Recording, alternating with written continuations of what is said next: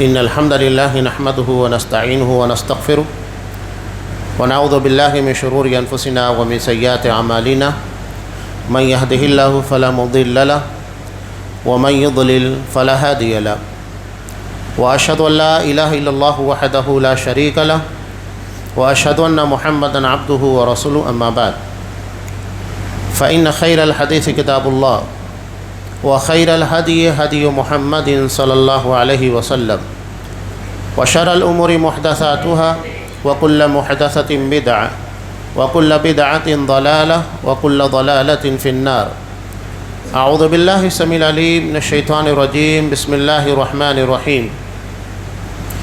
يا أيها الذين آمنوا اتقوا الله حق تقاته ولا تموتن إلا وأنتم مسلمون. يا أيها الناس اتقوا ربكم الذي خلقكم من نفس واحدة وخلق منها زوجها وبث منهما رجالا كثيرا ونساء واتقوا الله الذي تساءلون به والأرحام إن الله كان عليكم رقيبا. يا أيها الذين آمنوا اتقوا الله وقولوا قولا سديدا يصلح لكم أعمالكم ويغفر لكم ذنوبكم ومن يطع الله ورسوله فقد فاز فوزا عظيما. وقال الله لا إله إلا هو الحي القيوم لا تأخذه سنة ولا نوم له ما في السماوات وما في الأرض من ذا الذي يشفع عنده إلا بإذنه يعلم ما بين أيديهم وما خلفهم ولا يحيطون بشيء من علمه إلا بما شاء وسع كرسيه السماوات والأرض ولا يؤود حفظهما وهو العلي العظيم. وعن أبي رضي الله تعالى عنه قال قال رسول الله صلى الله عليه وسلم يا أبا المنذر أتدري أي آية من كتاب الله معك أعظم؟ قال قلت الله ورسوله أعلم. قال يا أبا المنذر أتدري أي آية من كتاب الله معك أعظم؟ قال قلت الله لا إله إلا هو الحي القيوم. فضرب في صدري وقال ليهنك العلم أبا المنذر. رواہ مسلم فی کتاب صلاة المسافرین وقصرها. تمام قسم کی تعریفات اللہ رب العالمین وحدہ لا شریک کے لیے لائق و زیبا ہیں، جو ساری کائنات کا تنہا خالق و مالک ہے، اور بے شمار درود و سلام ہو اللہ کے آخری نبی جناب کریم محمد رسول اللہ صلی اللہ علیہ وسلم کی ذات مقدسہ پر. محترم حاضرین، عزیز ماں اور بہنوں، خطبہ مسنونہ کے فوراً بعد سورہ بقرہ کی مشہور آیت جسے آیت الکرسی کہا جاتا ہے، اسے میں نے آپ کے سامنے تلاوت کیا، اور ایک حدیث جو اس کی فضیلت کے ضمن میں ہے، امام مسلم رحمۃ اللہ علیہ نے اسے روایت کیا ہے. حضرت ابی بن کعب رضی اللہ تعالیٰ عنہ یہ فرماتے ہیں کہ نبی کریم صلی اللہ علیہ وسلم نے مجھ سے سوال کیا، ابو المنذر یہ بتاؤ تمہارے نزدیک قرآن مجید کی آیتوں میں سب سے عظیم آیت کون سی ہے؟ تو میں نے کہا اللہ اور اس کے رسول بہتر جانتے ہیں. اس کے بعد پھر آپ نے یہی سوال دہرایا، ابو المنذر یہ ابی بن کعب رضی اللہ تعالیٰ عنہ کی کنیت ہے، بتاؤ تمہارے نزدیک قرآن مجید کی سب سے عظیم آیت کون سی ہے؟ تب میں نے کہا کہ وہ ہے اللہ لا الہ الا هو الحی القیوم. تو آپ صلی اللہ علیہ وسلم نے میرے سینے کے پر شاباشی دی، ہاتھ مارا اور کہا ابو المنذر تمہیں علم و مبارک ہو. یہ مسلم کی روایت ہے. قرآن مجید جس کی تمام تر آیتیں جامعیت، معنویت، فصاحت و بلاغت کا شاہکار ہے، اس میں سے ایک آیت تلاش کرنا کہ جو قرآن مجید کی تمام آیتوں میں سب سے زیادہ عظیم ہو، یہ آسان کام نہیں ہے. پہلی بات تو یہ ہے کہ قرآن مجید کی آیات سے متعلق بہت سارے لوگ غلطیاں کرتے ہیں. ہمارے یہاں عمومی طور کے پر یہ مشہور کر دیا گیا کہ قرآن مجید کی آیات 6666 ہے، یعنی 6666۔ آج ہمارے سامنے قرآن موجود ہے، کاؤنٹ کیجئے، سمجھ میں آ جائے گا کتنی ہے۔ ہر سورے کے اخیر میں دیا ہوتا ہے کہ اس کی آیتیں ٹوٹل کتنی ہیں، پتہ لگ جائے گا۔ ساری آیتوں کو جب آپ کاؤنٹ کریں گے تو پتہ لگے گا کہ قرآن مجید کی اصل آیات 6236 ہیں، نہ کہ 6666 ہے۔ یہ رافضیوں کی طرف سے مشہور کیا گیا ہے اور ہم نے اس کو پکڑ لیا ہے۔ تو اصل قرآن مجید کی آیات 6236 ہیں، یہ یاد رکھیے گا۔ اب اتنی ساری آیتوں میں ایک آیت جو پورے قرآن مجید میں سب سے عظیم ہے، یہ آسان کام نہیں، اور یہ وہی شخص کر سکتا ہے جس نے قرآن مجید کے پر بہت گہرا تدبر کیا، اور یہ اسی وقت ممکن ہے جب وہ قرآن کی معنویت کو، اس کی تفاسیر کو اچھے طریقے سے جانتا ہو، ورنہ صرف قرآن پڑھنے سے کوئی شخص قرآن کی سب سے عظیم آیت کو تلاش نہیں کر سکتا۔ اور اس میں پتہ چلتا ہے کہ حضرت ابی بن کعب رضی اللہ تعالیٰ عنہ کا مقام، مرتبہ قرآن مجید سے گہرا ربط، واقفیت، اسی لیے اللہ کے رسول نے دیگر تمام اصحاب کرام کے مقابلے میں اس سوال کے لیے حضرت ابی بن کعب کو ہی منتخب کیا۔ آپ نے کسی اور سے نہیں پوچھا، حالانکہ آپ کے یار غار، اسلام کے ابتدائی ساتھی حضرت ابوبکر صدیق بھی ہیں، عمر فاروق بھی ہیں، عثمان غنی بھی ہیں، علی رضی اللہ تعالیٰ عنہ مجمعین بھی ہیں۔ آپ نے کسی سے سوال نہیں کیا۔ اس کا مطلب یہ ہے کہ آپ صلی اللہ علیہ وسلم اس بارے میں اچھے طریقے سے جانتے تھے کہ قرآن کے ساتھ گہرا شغف کون رکھتا ہے، انہی سے سوال کیا گیا، اور حضرت ابی بن کعب رضی اللہ تعالیٰ عنہ نے اس کا صحیح جواب بھی دیا۔ قرآن کی عظیم ترین سورہ یہ سورہ اخلاص ہے، یہ سورتوں کی سردار ہے کہ جس کو اللہ کے رسول صلی اللہ علیہ وسلم نے تعدیل ثلث القرآن قرار دیا، 1/3 قرآن فضیلت کے اعتبار سے، اور آیتوں میں تمام آیتوں کی سردار آیت الکرسی ہے۔ یہ فرق یاد رکھیے، سورتوں کے اندر سورہ اخلاص کو فضیلت حاصل ہے، اور اس کے بعد آیتوں میں آیت الکرسی کو فضیلت حاصل ہے۔ حضرت ابی بن کعب رضی اللہ تعالیٰ عنہ کی فضیلت، اسی بنیاد کے پر اللہ تبارک و تعالیٰ نے نبی کریم صلی اللہ علیہ وسلم کو حکم دیا۔ یہ اعزاز دراصل قرآن مجید کے ساتھ گہرا شغف رکھنے کی وجہ سے اپنے نبی کو اللہ تبارک و تعالیٰ نے حکم دیا کہ سورہ بینہ کی تلاوت حضرت ابی بن کعب رضی اللہ تعالیٰ کے سامنے کی جائے۔ جب حضرت ابی بن کعب رضی اللہ تعالیٰ عنہ نے یہ سنا تو رو پڑے کہ وہ رب العالمین جس کے ذکر اور تسبیح میں پوری کائنات، ایک ایک ذرہ، اس کی ایک ایک مخلوق ڈوبی رہتی ہے، وہ رب العالمین اس کا نام لیتا ہے جو قرآن مجید کے ساتھ اپنے آپ کو وابستہ رکھتا ہے۔ اس سے قرآن مجید کی اہمیت و فضیلت کا پتہ چلتا ہے کہ اگر ہم قرآن سے جڑ جائیں تو نتیجہ کیا ہوگا؟ اللہ تبارک و تعالی ہم سے وہ محبت کرے گا جو کسی اور سے نہیں کرتا ہے۔ یہ اعزاز اور یہ مرتبہ قرآن مجید سے وابستگی کے نتیجے میں ہے۔ قرآن کو پڑھنا، قرآن مجید کو سمجھنا، اس کے درس کا اہتمام کرنا، اس کے مطابق عمل کرنا، قرآن مجید کا دفاع کرنا، یہ تمام چیزیں دراصل اس میں شامل ہیں۔ تو یہ قرآن مجید سے ربط رکھنے کا نتیجہ۔ علامہ اقبال نے اسی چیز کو کہا تھا کہ وہ زمانے میں معزز تھے مسلمان ہو کر، اور ہم خوار ہوئے تاریک قرآن ہو کر۔ تاریک قرآن میں تمام چیزیں آتی ہیں، چاہے آپ اس کی تلاوت نہ کریں، تلاوت کو نہ سنیں، معنی اور مفاہیم تفاسیر کو نہ سنیں، نہ پڑھیں، یہ سب اسی کے اندر آتا ہے۔ اور رمضان المبارک کا سب سے گہرا تعلق، بلکہ اس کی ساری برکتیں، ساری فضیلتیں محض قرآن مجید کی بنیاد پر ہے۔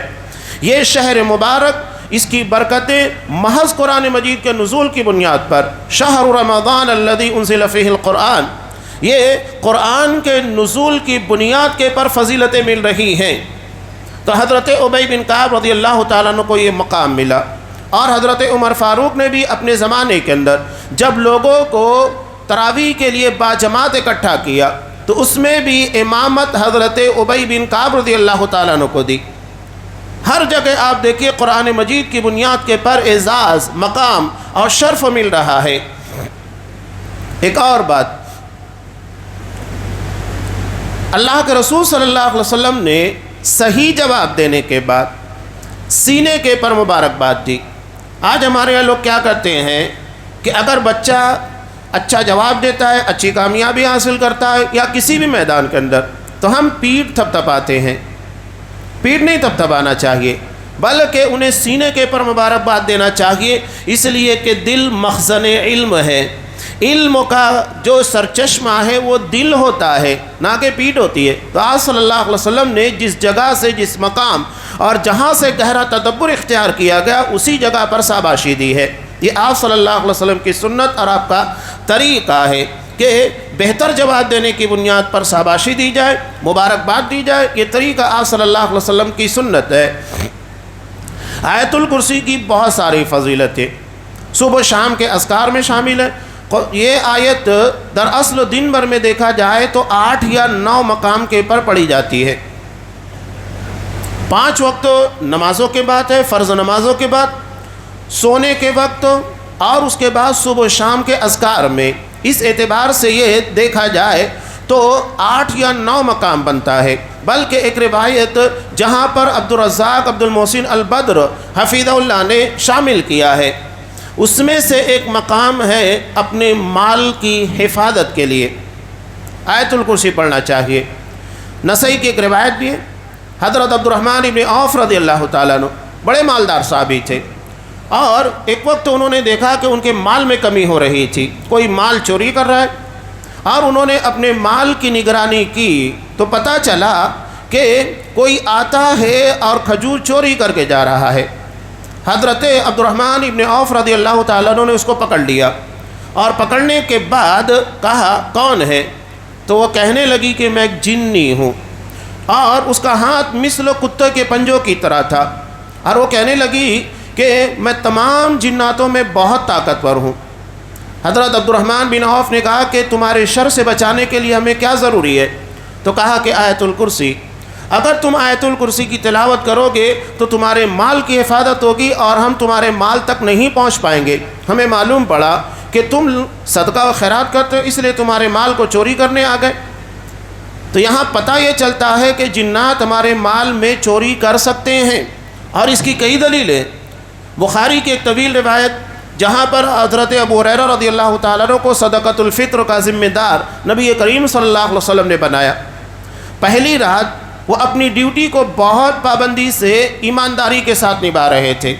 ایک شخص آیا اور اس نے صدقۃ الفطر کی کھجوروں میں سے چوری کرنے لگا۔ حضرت ابو ہریرہ رضی اللہ تعالیٰ عنہ نے پکڑ لیا اور کہا کہ اللہ کے رسول کے سامنے تم لے جا کر پیش کروں گا۔ تو وہ گڑ گڑانے لگا، کہا کہ دیکھو میں بہت عیالدار ہوں، بہت بیوی بچے والا ہوں، مجھے چھوڑ دو، اور میں اپنے بیوی بچوں کے لیے یہ کھجور لے جا رہا ہوں۔ حضرت ابو ہریرہ رضی اللہ تعالیٰ عنہ کو رحم آیا، چھوڑ دیا۔ اللہ کے رسول صلی اللہ علیہ وسلم نے صبح ہونے کے بعد پوچھا کہ تمہارے قیدی کا کیا حال ہے؟ تو حضرت ابو ہریرہ نے کہا کہ اللہ کے رسول، اس نے اپنے بیوی بچوں کے تعلق سے کہا، مجھے ترس آیا، رحم آیا تو چھوڑ دیا۔ آپ صلی اللہ علیہ وسلم نے کہا کہ وہ پھر آئے گا۔ تو حضرت ابو ہریرہ رضی اللہ تعالیٰ عنہ رات کو نگرانی کر رہے تھے، کہا نبی نے بیان کیا تو یقیناً آئے گا، اور وہی ہوا، پھر آیا۔ حضرت ابو ہریرہ نے اس کو پکڑ لیا اور کہا کہ آج تو تجھے میں پیش کر کے ہی رہوں گا، لیکن اس نے پھر گڑگڑانا شروع کیا۔ چنانچہ حضرت ابو ہریرہ رضی اللہ تعالیٰ عنہ نے اس کو پھر چھوڑ دیا۔ اس کے بعد اللہ کے رسول نے پھر کہا کہ تمہارے قیدی کا کیا حال ہے؟ کہا کہ اللہ کے رسول، اس نے پھر اپنے بیوی بچوں کے تعلق سے بیان کیا، مجھے رحم آیا، میں نے چھوڑ دیا۔ آپ صلی اللہ علیہ وسلم نے کہا کہ وہ پھر آئے گا۔ چنانچہ تیسری رات حضرت ابو ہریرہ رضی اللہ تعالیٰ عنہ نے اس کو پھر پکڑا، اور پکڑنے کے بعد کہا کہ اب میں نہیں چھوڑوں گا، اب تجھے میں نبی کے سامنے لے جا کر پیش کروں گا۔ اس نے کہا کہ دیکھو مجھے چھوڑ دو، میں تمہیں ایک علم کی بات بتاتا ہوں۔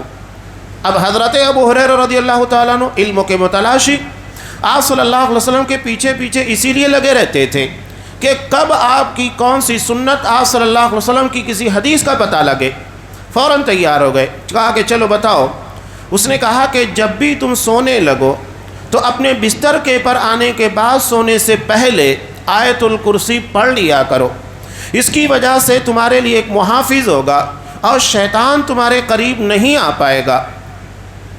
چنانچہ وہ چلا گیا، حضرت ابو ہریرہ رضی اللہ تعالیٰ عنہ نے اس کو چھوڑ دیا۔ تب تیسری مرتبہ اللہ کے رسول نے کہا کہ اس نے سچ کہا، صدقک وہو کذوب، اس نے تم سے سچ کہا حالانکہ وہ جھوٹا ہے، جھوٹا ہونے کے بعد بھی تم سے صحیح بات کہی ہے، بات سچی ہے۔ اور جانتے ہو 3 رات سے تمہارے پاس کون آ رہا تھا؟ حضرت ابو ہریرہ رضی اللہ تعالیٰ عنہ نے کہا کہ اللہ اور اس کے رسول بہتر جانتے ہیں۔ کہا کہ وہ شیطان تھا اور وہ انسان کے روپ میں تمہارے پاس آ رہا تھا، جس سے معلوم ہوتا ہے کہ شیطان انسان کا روپ دھارن کر سکتا ہے اور اس کے روپ میں ہمارے سامنے آ سکتا ہے۔ اب یہ حدیث پتہ چلتی ہے آیت الکرسی کی اہمیت، کہ سونے سے پہلے اس کی تلاوت کرنے کی وجہ سے رات بھر ایک محافظ اللہ کی طرف سے ہماری حفاظت کرتا ہے، ورنہ سونے کے وقت انسان تو غافل ہوتا ہے۔ اب ایسے میں اللہ کی طرف سے پوری رات کی سیکورٹی، آج ہم اپنے مال اپنے گھر کی حفاظت کے لیے چوکیدار رکھتے ہیں، انسان کے پاس پراپرٹی زیادہ ہو جائے یا دکان زیادہ ہو جائے، کاروبار بڑھ جائے تو اس کے لیے اسے سیکورٹی گارڈ رکھنا پڑتا ہے، لیکن اس کی اپنی ذات جو اس کے دشمن کی نگاہ میں ہر وقت رہتی ہے، اور خاص طور پر جب کہ انسان غافل ہو، سویا ہوا ہو، ایسے میں اسے مکمل طور کے پر اس کے پر غلبہ ہوتا ہے۔ اس وقت اگر کوئی اس کی حفاظت کرے، وہ بھی روزانہ ایک آسان سے وظیفے کی بنیاد پر، تو یہ اللہ کی طرف سے بہت بڑی برکت کی اور نعمت کی بات ہے کہ انسان کی حفاظت کے لیے اللہ نے اتنا آسان سا وظیفہ بتایا، اور وہ بھی اس کے ازلی دشمن سے بچاؤ کے لیے۔ اب یہاں ایک بات یہ معلوم ہوتی ہے، یہاں پر سوال بھی ہوتا ہے کہ آخر اس بات کا پتہ شیطان کو کیسے تھا جس بات کا علم ابو ہریرہ رضی اللہ تعالیٰ عنہ کو نہیں تھا؟ بات بالکل آسان ہے۔ ایک بکری جس نے کبھی شیر کو نہیں دیکھا، اگر اچانک شیر اس کے سامنے آئے تو کیا ہوگا؟ ایسا تو نہیں ہے کہ وہ ڈرے گی نہیں، فوری طور کے پر آپ دیکھیں فطری طور پر وہ شیر کو دیکھ کر بھاگنا شروع کرے گی۔ دراصل یہاں پر وہی بات ہے کہ شیاطین نے اس حفاظت کے ذریعے کو تلاش کیا کہ آخر کسی کے پاس سیکورٹی کیوں ہوتی ہے۔ اس کی وجہ یہ ہے کہ وہ آیت الکرسی ہے، اس لیے کہ جب قرآن مجید کے نزول کے وقت اللہ نے آسمان کے پر پہرے لگائے تو ان لوگوں کی پوری جماعتیں الگ الگ جگہ کے پر اس راز کی تلاش میں تھی، اور آخر کار وادی نخلا میں اس راز کا پتہ لگا کہ قرآن مجید کے نزول کی وجہ سے اللہ نے آسمان کے پر پہرے لگا دیے۔ فوری طور کے پر وہ چوکنا ہوتے ہیں، تو آیت الکرسی کی بنیاد کے پر انہیں معلوم ہوا کہ اگر کسی انسان کو محفوظ کیا جا رہا ہے تو اس کی وجہ کیا ہے، انہوں نے اس راز کو معلوم کیا، تو یہ ہے اس کی وجہ۔ اب یہاں اس حدیث کو لے کر کچھ لوگوں نے یہ کہا کہ ہم کسی سے بھی علم لے سکتے ہیں، جیسا کہ حضرت ابو ہریرہ رضی اللہ تعالیٰ عنہ نے شیطان سے لے لیا۔ حضرت ابو ہریرہ نے جان بوجھ کر باقاعدہ شیطان کی شاگردی اختیار نہیں کی تھی، بلکہ یہ انجانے کے اندر ہوا تھا، اور صرف اس ایک حدیث کے بارے میں، اور جب نبی نے اس کی تصدیق کی تب انہوں نے مانا، یہ نہیں کہ شیطان کے بتانے کے پر مان لیا، جب نبی نے اس کی تصدیق کی تب مانا، اور اس کے بعد دوبارہ کبھی اس کے پاس گئے بھی نہیں۔ تو اس کا مطلب یہ نہیں ہے کہ کوئی کچھ بھی کہے اس کے سامنے جا کر علم لے لینا چاہیے۔ ہمیں صحیح باتوں کے بارے میں پتہ ہے کہ ہاں یہ بات صحیح ہے، لے لینا چاہیے، باقی چھوڑ دینا چاہیے، یہ طریقہ نہیں ہے۔ اور اس حدیث سے جو لوگ استدلال کرتے ہیں وہ استدلال غلط ہے، صحیح نہیں ہے، تو یہ باطل طریقہ ہوتا ہے۔ بہرحال اس حدیث کے پیش کرنے کا مقصود یہی تھا کہ آیت الکرسی ہماری مال اور سونے کے وقت ہماری جان، ہمارے جسم کی حفاظت کا ایک بہت بڑا ذریعہ ہے۔ تو یہ 8 یا 9 مقام ہے جہاں پر آیت الکرسی پڑھنا چاہیے، اور نماز کے بعد آپ صلی اللہ علیہ وسلم نے کہا کہ جو آیت الکرسی کا اہتمام کرتا ہے اور اسی حالت میں اس کی موت واقع ہوتی ہے تو اللہ سے ملاقات کے لیے کوئی چیز اسے نہیں روک سکتی، یعنی اس کی موت ایمان کے پر ہوگی، توحید کے پر ہوگی۔ میں بڑے اختصار کے ساتھ چند باتیں، چونکہ یہ آیت اللہ کی عظمت کے پر دلالت کرتی ہے، اللہ کے عظیم ہونے کے پر دلالت کرتی ہے، میں کچھ باتیں آپ کے سامنے رکھنے کی کوشش کر رہا ہوں۔ آیت الکرسی میں 10 جملے ہیں۔ پہلا جملہ دعویٰ ہے، اللہ لا الہ الا ہو، اللہ وہ ہے جس کے سوا کوئی معبود نہیں، یہ دعویٰ ہے۔ اور اس دعوے کے پر 9 دلیلیں پیش کی گئی ہیں۔ اس کا مطلب اللہ ڈنڈے کی زور کے پر کوئی چیز نہیں منواتا کہ نہیں میں رب مان لو، دلیل دے رہا ہے اپنی ربوبیت کی، اپنے الہ ہونے کی، اپنے معبود ہونے کی۔ اور سب سے پہلی دلیل اللہ تبارک و تعالیٰ نے جو دی، الحی القیوم، کہ اللہ اس بنیاد کے پر معبود برحق ہے کہ وہ الحی القیوم ہے، ہمیشہ سے زندہ اور ہمیشہ زندہ رہنے والا، زندگی کی جتنی چیزیں ہونا چاہیے وہ کامل زندگی والا ہے، اور اس کی زندگی کے اندر کسی قسم کا نقص نہیں ہے۔ زندہ تو ہم بھی ہیں، لیکن ہماری زندگی محتاج ہے۔ اللہ جب چاہے زندگی دے، جب چاہے زندگی چھین لے، اور ہماری زندگی کے اندر روزانہ موت کا سامنا ہوتا ہے، سوتے ہیں، بغیر سوئے ہماری زندگی کا گزارا نہیں ہو سکتا۔ بلکہ اگر دیکھا جائے ایک شخص کو اگر 100 سال کی زندگی ملتی ہے تو اس میں سے ایک بڑا حصہ بلکہ 1/3 حصہ سونے میں چلا جاتا ہے، اور بقیہ حصہ وہ جاگتا ہے۔ اور جاگنے میں بھی ایسا نہیں ہے کہ مکمل طریقے سے سارے کام کرتے رہتا ہے، انسان کو تھکاوٹ اور بہت ساری چیزیں لاحق ہوتی ہیں، بیماریاں ہیں اور بہت سارے معاملات۔ یعنی ہماری زندگی بھی جتنی عطا کی گئی ہے وہ کامل نہیں ہے بلکہ ناقص ہے۔ اور سب سے بڑی بات یہ کہ زندگی عطا کی ہوئی ہے، ہماری ذاتی زندگی نہیں ہے، اور اللہ تبارک و تعالیٰ کی جو زندگی ہے وہ اس کی ذاتی ہے، کامل زندگی ہے۔ تو اللہ نے سب سے پہلی دلیل جو دی ہے الحی القیوم، قیوم کا مطلب یہ ہے کہ وہ بذات خود قائم ہے، جیسا کہ اس کی زندگی ذاتی ہے، اس کا قیام، اس کا قائم رہنا یہ بھی ذاتی ہے۔ اب یہاں ایک بات میں بیان کروں، قائم یعنی اللہ تبارک و تعالیٰ قائم، قیوم یعنی قائم ہے، اللہ بیٹھتا نہیں ہے۔ بعض لوگ اللہ تبارک و تعالیٰ کے تعلق سے عرش کے بارے میں کیا بیان کرتے ہیں، اللہ عرش پر بیٹھا ہوا ہے، نعوذ باللہ، نہیں۔ قرآن کی کسی آیت میں یا کسی حدیث میں اللہ تبارک و تعالیٰ کے لیے بیٹھنے کا لفظ استعمال نہیں کیا گیا ہے، لہذا یہ لفظ اللہ کے لیے نہیں استعمال کرنا چاہیے۔ اللہ کے لیے جو اس کی ذات، اس کی صفات کے بارے میں قرآن و حدیث کے الفاظ ہیں وہ ہمارے لیے کافی ہیں، ہمیں اس کے آگے نہیں جانا ہے، اس میں کمی نہیں کرنا، نہ اس کی تعویل کرنا، نہ اس کی کیفیت بیان کرنا ہے، جو جیسے بیان کیا گیا ویسے ماننا ہے۔ اللہ عرش کے بر مستوی ہے، اور مستوی کا مطلب کیا ہے؟ قرآن مجید میں بہت سارے مقامات پر، سورہ طٰہٰ آیت نمبر 5 میں اللہ نے ارشاد فرمایا الرحمن علی العرش استویٰ، رحمان عرش پر مستوی ہے۔ یا ہم ڈائریکٹ کہیں اللہ مستوی ہے، یا ہم یہ کہیں استوا کے معنی میں علی وارتفع، کہ اللہ تبارک و تعالیٰ عرش پر بلند ہوا، یہ اس کا ترجمہ ہے۔ تو اللہ کے لیے یا تو مستوی ہونے کا لفظ استعمال کرنا چاہیے یا بلند ہونے کا، قرار پکڑنے کا، جس کے معنی کو بیان کیا گیا ہے۔ بیٹھنا اللہ کی شان کے مطابق نہیں ہے، نہ اس کی شان کے لائق ہے، تو یہ لفظ اللہ تبارک و تعالیٰ کے لیے استعمال نہیں کرنا چاہیے۔ اور یہ بات بھی کہ اللہ بالذات عرش پر مستوی ہے، اور اس کا علم پوری کائنات کے ذرے کو گھیرے ہوئے ہے۔ وَأَنَّ اللَّهَ قَدْ أَحَاطَ بِكُلِّ شَيْءٍ عِلْمًا، سورہ طلاق میں اللہ نے کہا کہ کائنات کی تمام چیزوں کو اللہ نے اپنے علم کے احاطے میں رکھا ہے، کوئی چیز اللہ کے علم کے دائرے کے باہر نہیں، ہر چیز کو وہ جانتا ہے۔ تو اللہ ذات کے اعتبار سے عرش پر مستوی ہے، اس کا علم کائنات کی تمام چیزوں کو گھیرے۔ اللہ بالذات ہر جگہ موجود نہیں ہے، جیسا کہ یہ باطل عقیدہ لوگوں کے سامنے پیش کیا جاتا ہے کہ نعوذ باللہ وحدت الوجود یعنی تمام چیزیں اللہ کے وجود کا حصہ ہے۔ نہیں، یہ بالکل کفریہ اور کھلا ہوا شرکیہ عقیدہ ہے، اور یہ عقیدہ اہل سنت والجماعت کا نہیں ہے۔ اب یہاں اہل سنت والجماعت کے بارے میں بھی سمجھیے، نام رکھ لینے سے کوئی اہل سنت والجماعت نہیں ہوتا ہے، جیسا کہ ہم نے دیکھا کہ بدعتیوں نے اپنا نام اہل سنت والجماعت رکھ لیا۔ سنت سے مراد عقیدہ توحید ہے، اور اہل سنت کا مطلب ہوتا ہے جو توحید والے ہیں، یعنی جو اللہ تبارک و تعالیٰ کے بارے میں جیسا عقیدہ رکھنا چاہیے، جیسی فکر ہونا چاہیے وہی رکھتے ہیں۔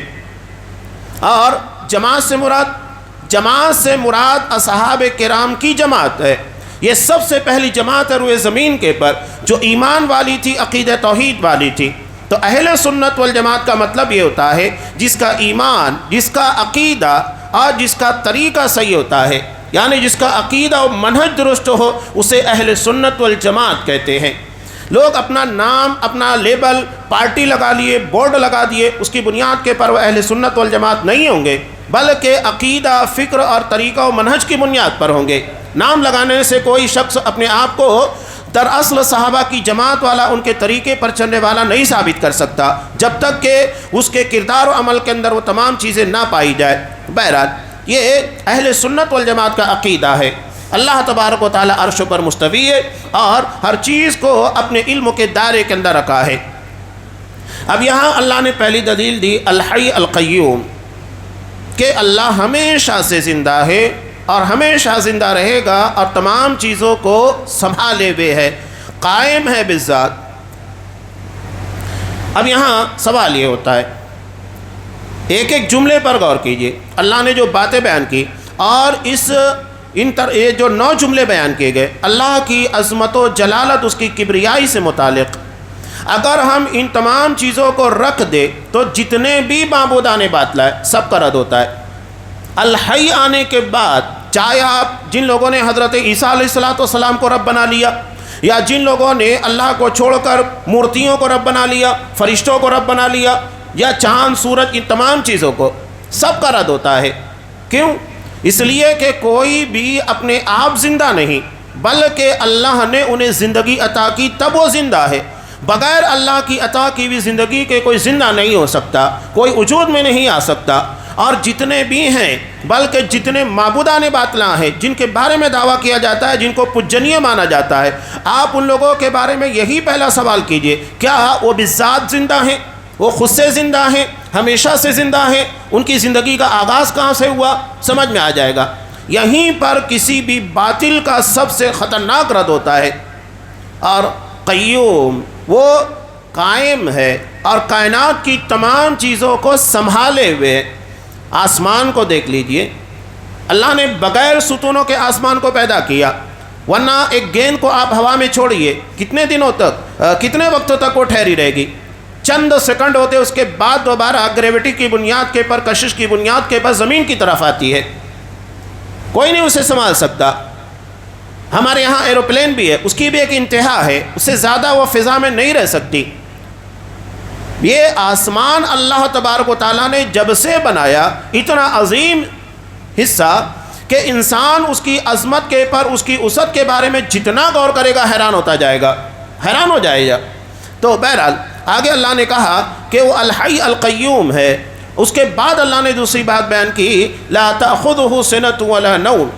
لوگ یہ سوچ سکتے ہیں، ذہن کے اندر سوال آ سکتا ہے کہ کیا کبھی اسے اونگ آتی ہے، نیند آتی ہے؟ اتنے بڑے امور کو چلانا، اتنی بڑی سلطنت اور کائنات کو چلانا، کیا وہ تھکتا ہے؟ اللہ نے اسی بات کا جواب دیا۔ ذہن و دماغ کے اندر جو سوالات اٹھ سکتے تھے، ان تمام سوالات کے جوابات دیے گئے ہیں۔ کہا کہ نہ تو اسے اونگ آتی ہے، نہ نیند آتی ہے، نہیں آتی ہے۔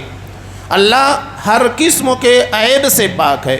اب یہاں ایک بات اور بھی عقیدے کے باب میں، اللہ نے جن عیوب کا تذکرہ کر کے اس کی ذات کو پاک کرا دیا، تسبیح کا مطلب یہ ہوتا ہے اللہ کو ہر قسم کے عیب سے منزہ اور پاک قرار دینا، تو انہی چیزوں کا تذکرہ ہوگا۔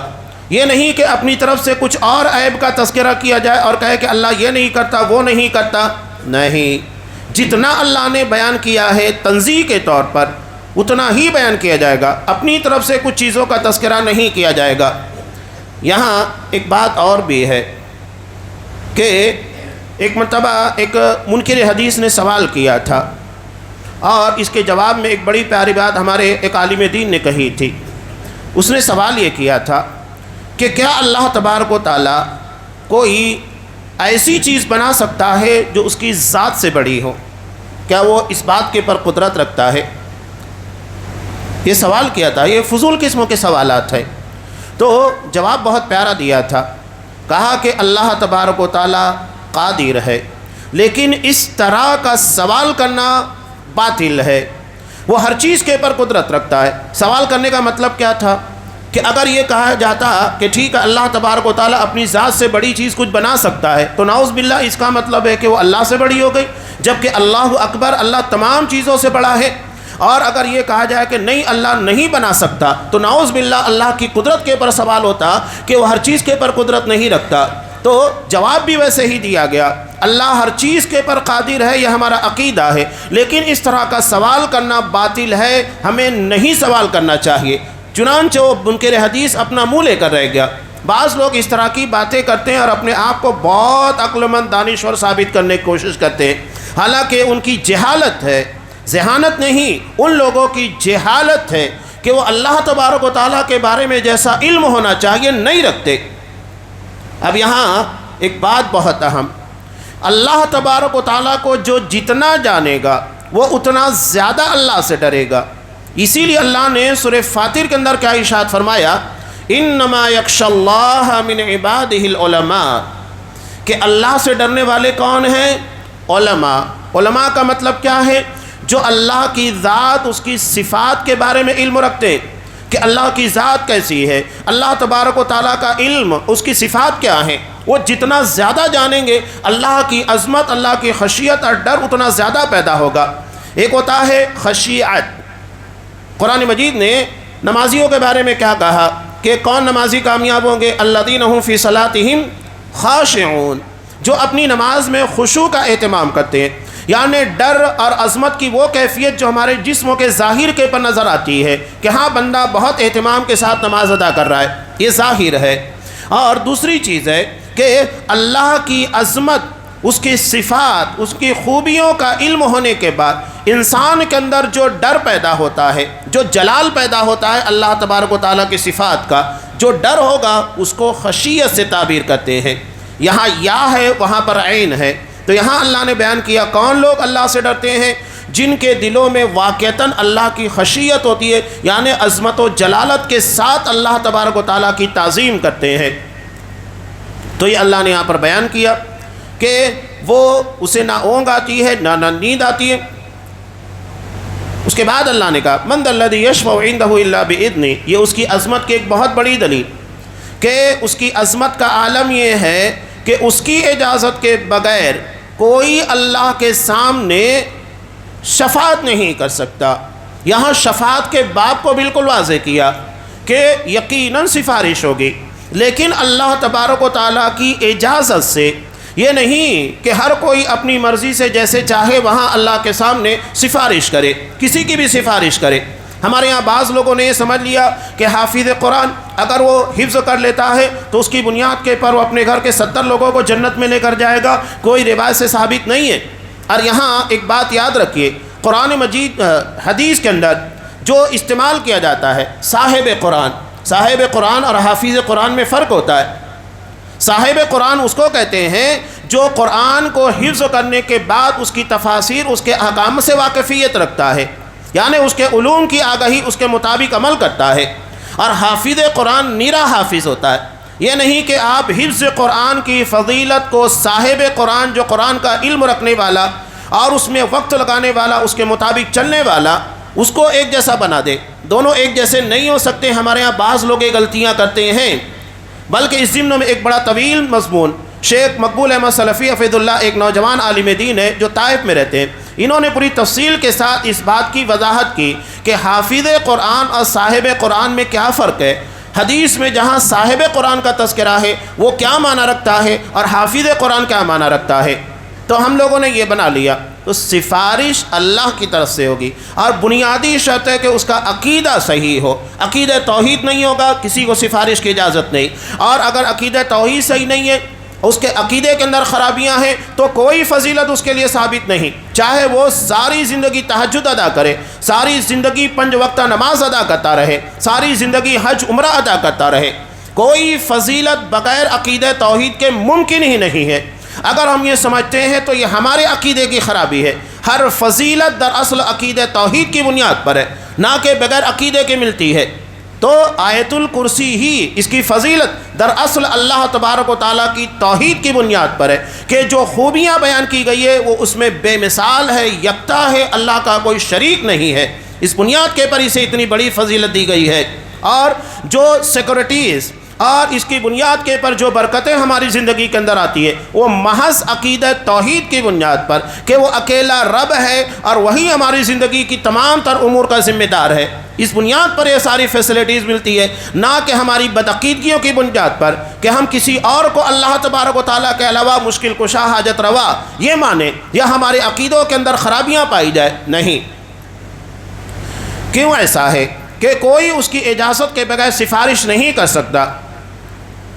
قرآن نے کہا لہو ما فی السماوات و ما فی الارض من ذا الذی یشفع عندہ الا باذنہ، یہاں اللہ نے یہ جو کہا کہ آسمان و زمین کی تمام چیزیں اللہ کی ہے، یعنی وہ مالک اکیلا۔ اب بالکل واضح ہو گیا کہ جب آسمان و زمین تمام چیزیں اللہ کی ملکیت ہے اور اس کے اندر تمام چیزیں جو پائی جاتی ہے، چاہے زندگی کی خوشیاں ہوں، مشکلات ہو، پریشانیاں ہوں، اسے دور کرنا، یہ سب اللہ تبارک و تعالیٰ کا، تو ہم اللہ کے در کو چھوڑ کر کسی غیر کے در پر جا کر کیوں مانگتے ہیں؟ اولاد مانگنے کی ضرورت آتی ہے تو اس کے در کے علاوہ کسی در پر کیوں جاتے ہیں جبکہ مالک وہ ہے؟ مالک کو چھوڑ کر کسی غیر مالک جو محتاج ہو، کیا ہم کبھی کسی فقیر سے، کسی بھکاری سے پیسہ مانگتے ہیں؟ آپ کو ضرورت پیش آ جائے تو آپ کسی فقیر کے پاس جائیں گے مانگنے کے لیے؟ اللہ نے تو تمام انسانوں کو کہا یا ایھا الناس انتم الفقراء الی اللہ، لوگو تم سب اللہ کے در کے بھکاری ہو۔ کیا بھکاریوں سے مدد مانگی جائے گی؟ عجیب بات ہے۔ اللہ تبارک و تعالیٰ جو تمام تر اختیارات والا، قدرت رکھنے والا اور ہر چیز کو عطا کرنے والا وہاب ہے، ہم اس کے در کو چھوڑ کر غیر کے در کے پر جاتے ہیں اور وہاں پر حاجت روائی، مشکل کشائی، زندگی کے امور کو حل کرانا چاہتے ہیں۔ کیا یہ ممکن ہے؟ نہیں، کچھ ملنے والا نہیں ہے سوائے اپنے عقیدے کی بربادی کے اور اللہ کی طرف سے عذاب کی اور وعید کی سزا کے، کچھ نہیں ملنے والا۔ من ذا الذی یشفع عندہ الا باذنہ یعلم ما بین ایدیہم وما خلفہم۔ کیوں ایسا ہے؟ اس لیے کہ اللہ ظاہر و باطن، آگے پیچھے کی تمام چیزوں کو جانتا ہے۔ ایک بندے کو ہم جانتے ہیں کہ ٹھیک ہے، بڑا نماز کا پابند ہے، اچھا آدمی ہے، اس کے ظاہر کو جانتے، اس کے باطن کو تو نہیں جانتے نا، کہ وہ ریاکاری کر رہا ہے، دکھاوا کر رہا ہے، اس کا عقیدہ کیا ہے، اس میں کہاں کہاں خامیاں ہیں، وہ اللہ بہتر جانتا ہے۔ اس لیے اللہ جس کے بارے میں اجازت دے گا وہی حقیقت میں سفارش کا مستحق ہوگا، اس لیے کہ اس کا علم کامل ہے، ہمارا علم کامل نہیں ہے۔ یعلم ما بین ایدیہم وما خلفہم ولا یحیطون بشیء من علم الا بما شاء، اور اللہ کے علم کا کوئی احاطہ نہیں کر سکتا مگر اتنا ہی جتنا اللہ نے عطا کیا، بلکہ اللہ کے علم کے سامنے ہمارا علم اتنا ناقص ہے۔ اس کی مثال بیان کرتے ہوئے اللہ کے رسول صلی اللہ علیہ وسلم نے بیان کیا کہ اللہ کا علم سمندر ہے اور ایک سوئی کو ڈبونے کے بعد اس میں جتنا پانی نکلتا ہے اتنا علم انسان کا ہے، اس کی مخلوقات کا ہے۔ بتائیے کہ اللہ کے علم کے سامنے کتنا ناقص علم ہے۔ اسی لیے جب لوگوں نے سوال کیا روح کے بارے میں، وَيَسْأَلُونَكَ عَنِ الرُّوحِ، لوگ آپ سے روح کے بارے میں سوال کرتے ہیں، تو اللہ نے کیا جواب دیا؟ قُلِ الرُّوحُ مِنْ أَمْرِ رَبِّي، روح میرے رب کا حکم ہے، آرڈر ہے، اسی کے آرڈر سے آتی ہے، اسی کے آرڈر سے جاتی ہے۔ وَمَا أُوتِيتُم مِنَ الْعِلْمِ إِلَّا قَلِيلًا، تمہیں بہت تھوڑا علم دیا گیا ہے اور اتنے تھوڑے سے علم کی بنیاد پر اتنی بڑی بات تمہیں نہیں سمجھ میں آئے گی، تمہاری عقل میں نہیں آ سکتی۔ ہمارا علم بہت ناقص ہے اور انسان یہی تسلیم کر لے بہت بڑی بات ہے، تو ہمارا علم ناقص ہے۔